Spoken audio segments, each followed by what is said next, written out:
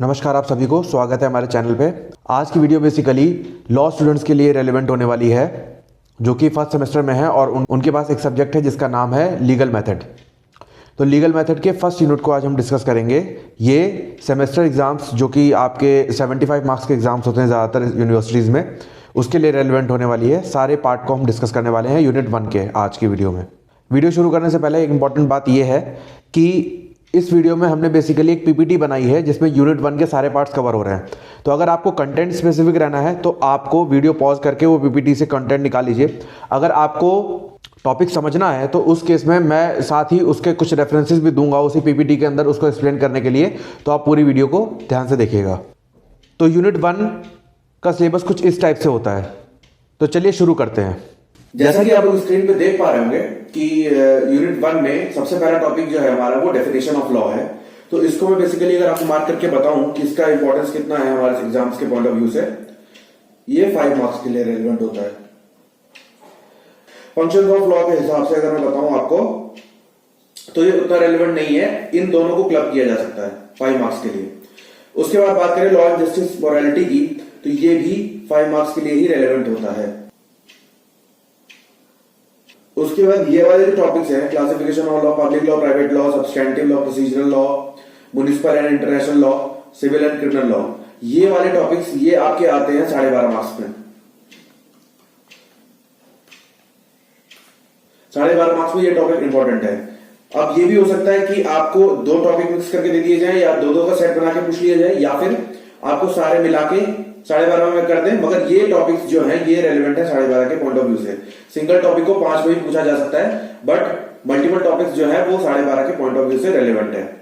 तो चलिए video start करते हैं पहले टॉपिक से, जो कि है डेफिनेशन ऑफ लॉ।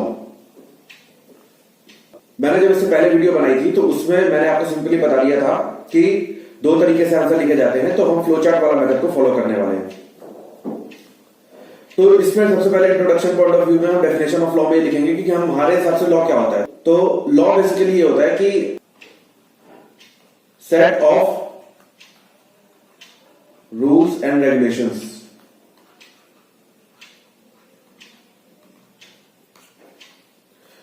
उसके बाद हम इसी में बेसिकली थोड़ा बहुत घुमा फिरा के बता देंगे जिसमें हम कॉन्स्टिट्यूशन को कवर कर सकते हैं। उसके बाद हमारा लॉ के एग्जाम्पल के पॉइंट ऑफ व्यू से मैं बता रहा हूं आपको आईपीसी वगैरह कवर कर सकते हैं।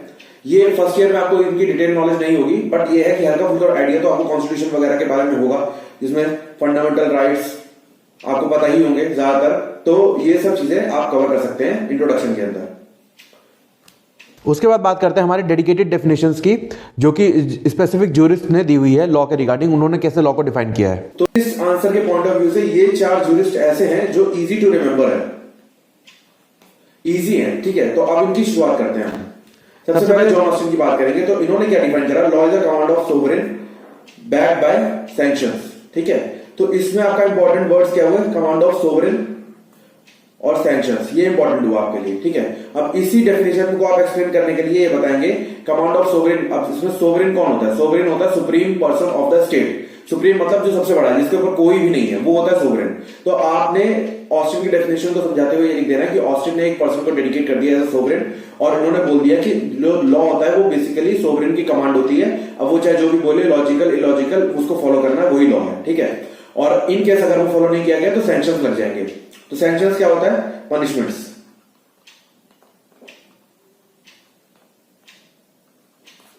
तो सैंक्शंस होता है पनिशमेंट्स। तो law is a command of sovereign that is backed by sanctions. अगर नहीं मानोगे तो पनिशमेंट मिलेगी। तो ये हो गई ऑस्टिन की डेफिनेशन।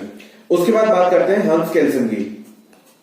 तो इन्होंने क्या करा, बेसिकली इन्होंने प्योर थ्योरी ऑफ लॉ दी थी। इन्होंने डिफाइन किया कि लॉ बेसिकली कुछ नहीं है, एक ग्रैंड नॉर्म है।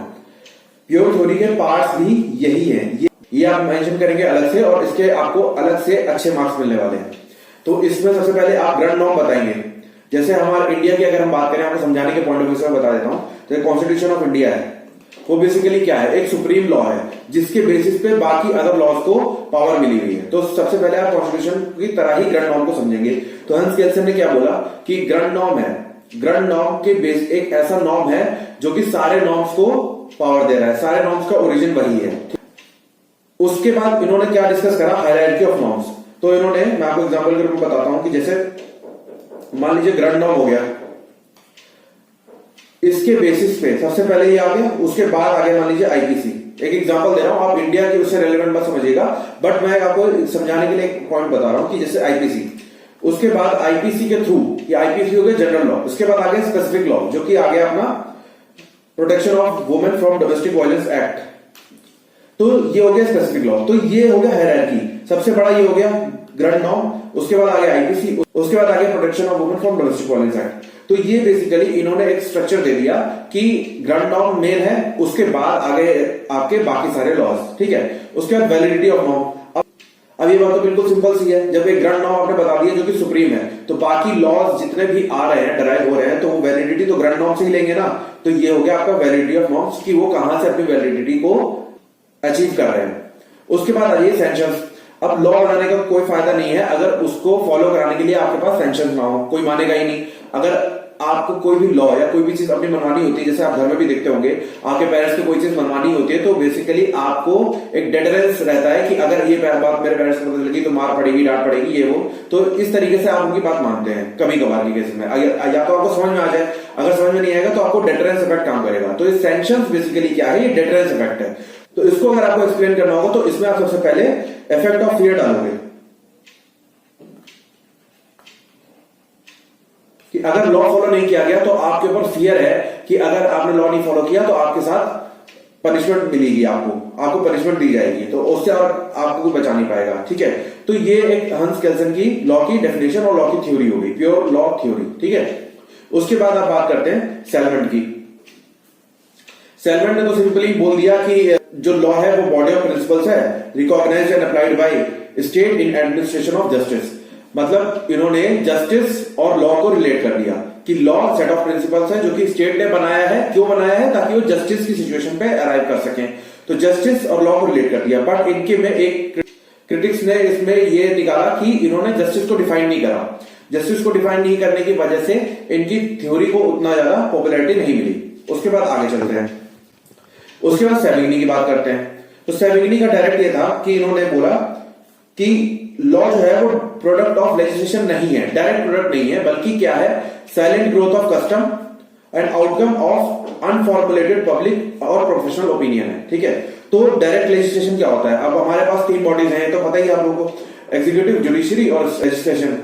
तो लेजिस्लेशन का डायरेक्ट इफेक्ट नहीं है। लेजिस्लेशन का अपने पास कोई डायरेक्ट फॉर्मूला तो नहीं है लॉ बनाने का। वो कैसे बना रहा है? वो कस्टम्स को ऑब्जर्व करके, वो ओपिनियन, प्रोफेशनल और पब्लिक ओपिनियन को ऑब्जर्व करके एक लॉ को फॉर्म में बना देता है। वो एक पर्टिकुलर कोड फ्रेम कर देता है, एक फ्रेम टाइप का बना देता है लेजिस्लेशन, और उसी को हम लॉ बोल देते हैं। बट वो फ्रेम ऐसे कोई डायरेक्ट लेजिस्लेशन का दिमाग नहीं है, वो ऑब्जर्वेशन के थ्रू आ रहा है, सोशल इंजीनियरिंग के थ्रू आ रहा है, और वो बेसिकली अलग से कोई चीज नहीं है, बल्कि सोसाइटी के कस्टम्स ही हैं जो एक फ्रेम बना करके उसे लॉ बोल देते हैं। तो ये थी हमारी सैविग्नी डेफिनेशन। इसी के साथ हमारा फर्स्ट टॉपिक हो जाता है खत्म। ये आपको अच्छे खासे मार्क्स दिला देगा। इसमें आपने 4 इंपॉर्टेंट यूजेस डाल दिए और आपने इंट्रोडक्शन पार्ट में अपना इंडियन कल्चर डाल दिया, ठीक है। उसके बाद आगे चलते हैं। इसके बाद हमारा टॉपिक आ जाता है functions of law. Functions of law basically कुछ नहीं है, अगर आप अपने दिमाग से सोचेंगे, पर्सनली बिल्कुल आप कॉमन सेंस से सोचेंगे तो आपको पता लग जाएगा कि पर्सनल फंक्शंस ऑफ लॉ और कुछ नहीं है, बल्कि लॉ क्या काम करता है हमारी सोसाइटी में वो लिखना है। तो वो आप खुद भी सोच सकते हैं। मैंने बेसिकली 6 पॉइंट्स लिखे हैं, आइए देखते हैं। तो ये जो बेसिकली 6 पॉइंट्स है फंक्शंस ऑफ लॉ के, वो सिंपली आप ये समझ लीजिए कि बेसिक रेफरेंस के लिए आपको बनाया है ताकि आप अपने पॉइंट्स बना सकते हैं। फंक्शंस ऑफ लॉ में पहला पॉइंट ये जो है, outlines what people can do and what people can not do, ठीक है। इसमें लॉ बेसिकली क्या करता है, गुड और बैड एक्टिविटीज को डिफाइन कर देता है। गुड एक्टिविटीज को अगर आप करोगे तो उस केस में आप पनिशेबल नहीं होगे, और अगर बैड एक्टिविटीज कर दी तो ऑफेंस हो जाएगा, और ऑफेंस होते ही आप पनिशेबल हो जाओगे।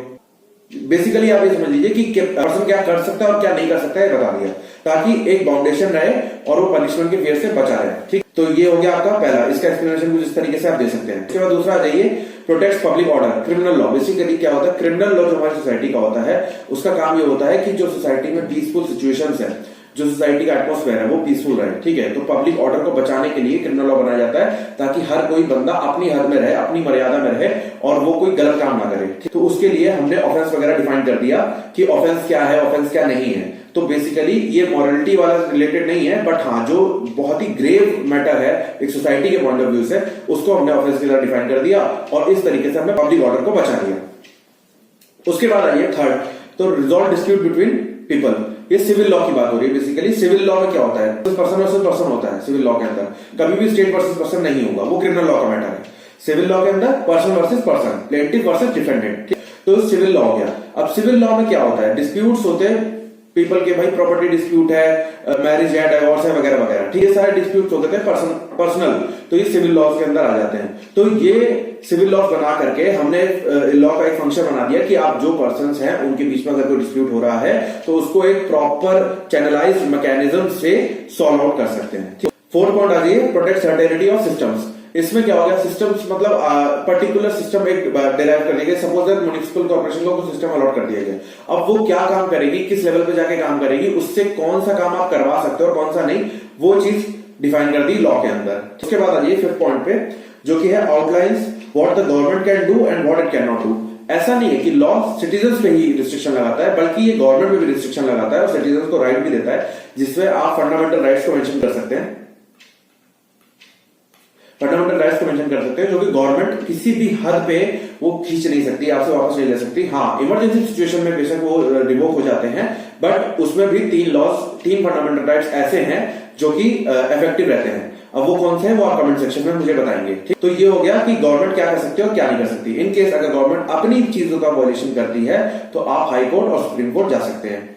उसके बाद 6 पॉइंट आ जाइए, जैसे जनरल सा पॉइंट है, help to protect us and keep people safe. ये हो गया हमारा फंक्शंस ऑफ लॉ। उसके बाद आगे चलते हैं नेक्स्ट पॉइंट पे। अब आपने देखा होगा एक इसी में यूनिट 1 में ही टॉपिक है लॉ, जस्टिस एंड मोरालिटी। इसके ऊपर बेसिकली 5 नंबर का क्वेश्चन बनता है। इसी को क्लब कर दिया अगर किसी के साथ तो 12 नंबर का भी क्वेश्चन आ सकता है, बड़ा क्वेश्चन भी आ सकता है, ठीक। अब इसमें मैंने एक डायग्राम बनाया हुआ है, ये आप देख रहे होंगे, लॉ, जस्टिस और मोरालिटी लिखा है। लॉ और मोरालिटी कभी भी इक्विवेलेंट नहीं हो सकते, बट लॉ और जस्टिस हमेशा रिलेटेबल रहेंगे और जस्टिस और मोरालिटी हमेशा रिलेटेबल रहेगी। अब इसको अगर मैं आपको इस तरीके से डिफाइन करूं फ्लो चार्ट के रूप में, तो लॉ, मोरालिटी, लॉ, जस्टिस, ये हो गया आपका लॉ, ये हो गया आपका मोरालिटी, ये हो गया आपका जस्टिस, ये हो गया आपका लॉ, ठीक। अब क्या है, जस्टिस और मोरालिटी हमेशा एक ही उसमें रहेंगे। मोरालिटी का कॉन्सेप्ट थोड़ा बड़ा है, इसमें मोरालिटी वहां रहती है और जस्टिस थोड़ा अंदर हो जाता है, बट उसका कारण क्या है मैं बताता हूं। देखिए, लॉ और मोरालिटी दो अलग अलग चीजें हैं। जरूरी नहीं कोई चीज मॉरल एक्ट है वो चीज लीगल भी हो, या जो चीज लीगल है वही मॉरल भी हो, ठीक है। मैं एग्जांपल देता हूं कि सपोज दैट कि एक अंधे पर्सन को रोड क्रॉस कराना मॉरल एक्ट है, बट वो आपकी ड्यूटी नहीं है लॉफुली। आप रोड क्रॉस कराते हैं तो अच्छी बात है, नहीं कराते तो आपके ऊपर कोई पेनलाइजेशन नहीं होगा। बट इन केस कोई स्विमिंग पूल का गार्ड है, उसकी जॉब है कि किसी पर्सन को डूबते हुए बचाना, और अगर वो पर्सन डूब गया तो उसके ऊपर लायबिलिटी आ जाएगी, उसने वो काम नहीं करा तो वो इमोरल काम भी है और इलीगल काम भी है। बट जो ब्लाइंड वाला मैंने एग्जांपल दिया था, वो ब्लाइंड मैन वाला वो केवल मॉरल काम है, वो कोई लीगल काम नहीं है। उसके बाद बात करते हैं मोरालिटी और जस्टिस की। मोरालिटी बड़ा कॉन्सेप्ट है, जस्टिस बेसिकली लॉ से रिलेटेड कॉन्सेप्ट है, इसलिए थोड़ा सा नैरो हो जाता है।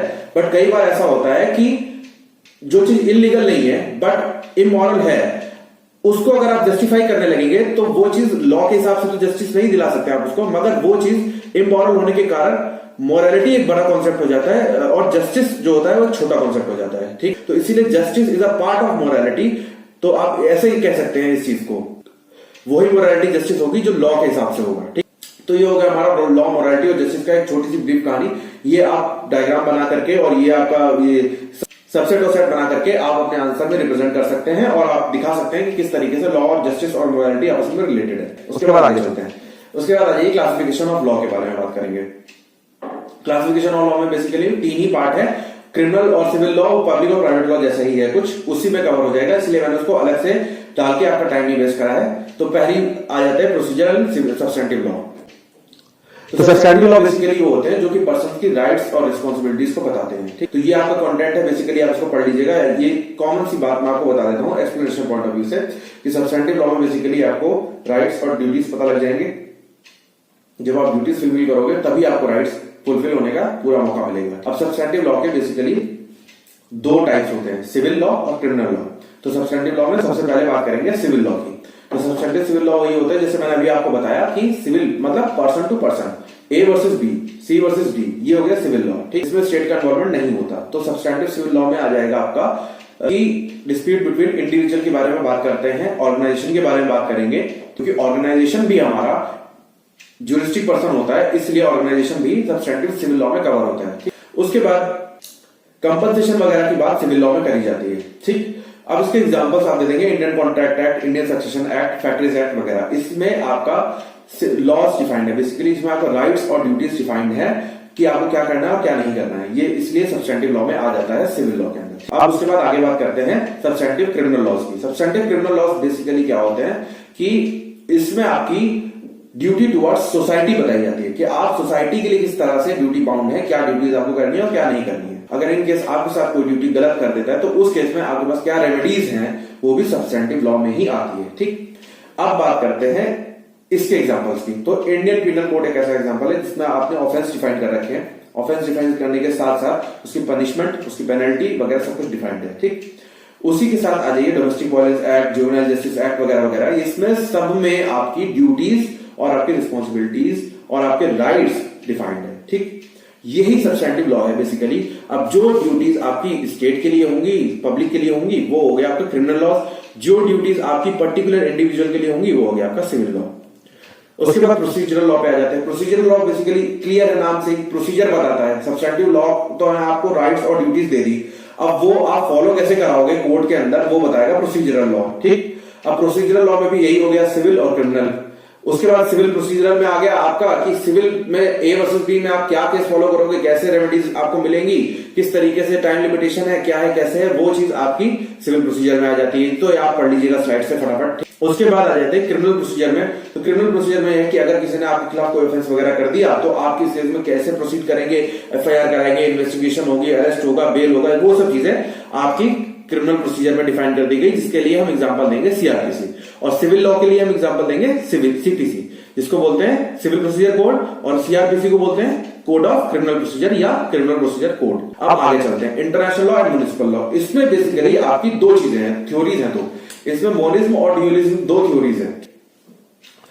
तो मोनिस्टिक थ्योरी ये कहती है कि एक बेसिक नॉर्म है जिससे ये सारी चीजें आ रही हैं, जिससे कि म्युनिसिपल लॉ और इंटरनेशनल लॉ आपस में लिंक्ड है, कॉम्प्लीमेंट्री है। इंटरनेशनल लॉ का उसी के हिसाब से आप म्युनिसिपल लॉ बनाएंगे, ये मोनिस्टिक थ्योरी कहती है। अब एग्जांपल इसका ग्रैंड नॉर्म में बता देता हूं मैं आपको। ग्रैंड नॉर्म हो गया basically international law, suppose that, ठीक है। इसको इंटरनेशनल लॉ की तरह इंटरप्रेट करिए। तो इसके बेसिस पे जो भी नेशन सिग्नेटरी होंगे इसके, जो इसको साइन करेंगे, वो अपने स्टेट का म्युनिसिपल लॉ बनाएंगे, म्युनिसिपल लॉ बनाएंगे, और इस वजह से दोनों कॉम्प्लीमेंट्री हो जाएगा। ये है मोनिस्टिक थ्योरी, ठीक। ड्यूअलिस्ट थ्योरी क्या कहती है कि ये दोनों एंटायरली डिस्टिंक्ट और डिफरेंट है, ठीक। वो कह रही थी कॉम्प्लीमेंट्री है, बट ये कह रही है कि डिस्टिंक्ट है। अपने अपने देश का अपना अपना लॉ बनाते हैं, फिर वो जो कॉमन लॉ बन के तैयार होता है सबके मिला के, उसको हम एक ट्रीटी के रूप में डिफाइन करके वही लॉ इंटरनेशनल बाउंड्रीज में हम लोग चलाते हैं, ठीक है। तो ये हो गई ड्यूअलिस्ट थ्योरी। उसके बाद बात करते हैं पब्लिक और प्राइवेट लॉ की। तो पब्लिक लॉ क्या होता है? बेसिकली जो सोसाइटी एट लार्ज को इफेक्ट करता है वो होता है पब्लिक लॉ, ठीक। इसी को हम बोलते हैं बेसिकली क्रिमिनल लॉ। तो ये ब्रांचेस ऑफ गवर्नमेंट वगैरह, एडमिनिस्ट्रेशन वगैरह में पब्लिक लॉ काम आता है। उसके बाद आ जाइए एग्जांपल्स ऑफ पब्लिक लॉ। तो इसी में आ जाइए constitutional law, administrative law, criminal law. ये हो गया आपका एडमिनिस्ट्रेटिव लॉ। क्या होता है? बेसिकली गवर्नमेंट बॉडीज किस तरह से फंक्शन करेंगी, वो होता है एडमिनिस्ट्रेटिव लॉ। क्रिमिनल लॉ पता ही है, ऑफेंस वगैरह, ये वो आपने किसी को मार दिया, किसी का रेप कर दिया, ये वो, ये सब चीजें क्रिमिनल लॉ के अंदर आ जाती है। और कॉन्स्टिट्यूशनल लॉ बेसिकली क्या होता है? हमारा fundamental rights, direct principle of state policy, ये होता है हमारा कॉन्स्टिट्यूशनल लॉ। ये हो गया हमारा पब्लिक लॉ के अंदर, ये पब्लिक लॉ का एक बड़ा डोमेन है, ठीक। उसके बाद प्राइवेट लॉ आ जाइए। प्राइवेट लॉ क्या होता है? प्राइवेट लॉ होता है कि पर्सन टू पर्सन, वही जैसा अभी मैंने बताया था, A versus B, C versus D, इस तरीके से, ठीक। प्राइवेट इंडिविजुअल्स के बीच में लगता है प्राइवेट लॉ। अब एग्जांपल क्या होगा प्राइवेट लॉ का? रेस्टिट्यूशन। रेस्टिट्यूशन मतलब किसी एक पर्सन का नुकसान हो गया तो लॉ की ड्यूटी है कि उसको एज इट इज, जैसे वो पहले था उसी पोजीशन में लाके रखे, ठीक है। तो ये लॉ की ड्यूटी हो गई। उसके बाद आइए इसी में डैमेजेस और कंपनसेशन वगैरह आ जाते हैं। उसी में आपका रिटर्निंग एनरिचमेंट आ जाता है कि कोई अगर गलत तरीके से एनरिच हो गया है, अनजस्ट तरीके से, तो उस केस में उसको रिटर्न कर दिया जाएगा जिसका वो असली हकदार है। उसके बाद स्पेसिफिक परफॉर्मेंस वगैरह आ जाता है। ये आपका कॉन्ट्रैक्ट से रिलेटेड लॉ है, ठीक। उसी के बाद आ जाइए difference between public and private law. ये आप इसी को एक पैराग्राफ समरी फॉर्म में मैंने लिखा हुआ है, तो आप ये पढ़ के इजीली एक्सप्लेन कर सकते हैं। टॉपिक तो आपको क्लियर हो ही गया है, अब उसी बेसिस पे आप अपना भी डिफरेंस अपने शब्दों में भी लिख सकते हैं। उसके बाद सैंक्शंस बता दीजिए, पब्लिक और प्राइवेट लॉ में सैंक्शंस का क्या डिफरेंस है। पब्लिक लॉ में पीनल सैंक्शंस होते हैं, imprisonment, death penalty, life imprisonment, fine, ठीक है। उसके बाद आ जाती है प्राइवेट लॉ के अंदर। प्राइवेट लॉ में क्या होता है, बेसिकली इसमें मॉनेटरी कंपनसेशन होता है, इसमें इंजंक्शंस होता है, इसमें आप किसी को जेल वगैरह में नहीं डालते। हाँ, एक आध केस में डालते हो, बट वो तब होता है जब वो मॉनेटरी एक्सपेंस देने को तैयार नहीं हुआ, तो आप क्या करोगे, मजबूर हो तो आप उठा के जेल में ही डालोगे उसको, ठीक है। तो ये हो गया बेसिकली हमारा यूनिट 1 कवर। तो इसी तरीके से हमने यूनिट 1 पूरी कवर कर दी एक ही वीडियो के अंदर। ऐसे ही मैं इसी सीरीज में आगे चल के सारे लॉ के सब्जेक्ट जितने भी हैं फर्स्ट सेमेस्टर लेकर के 10th सेमेस्टर तक सारे सब्जेक्ट्स में कवर करने वाला हूं इसी सीरीज में। तो प्लीज सब्सक्राइब करें हमारे चैनल को। Thank you for watching and subscribe.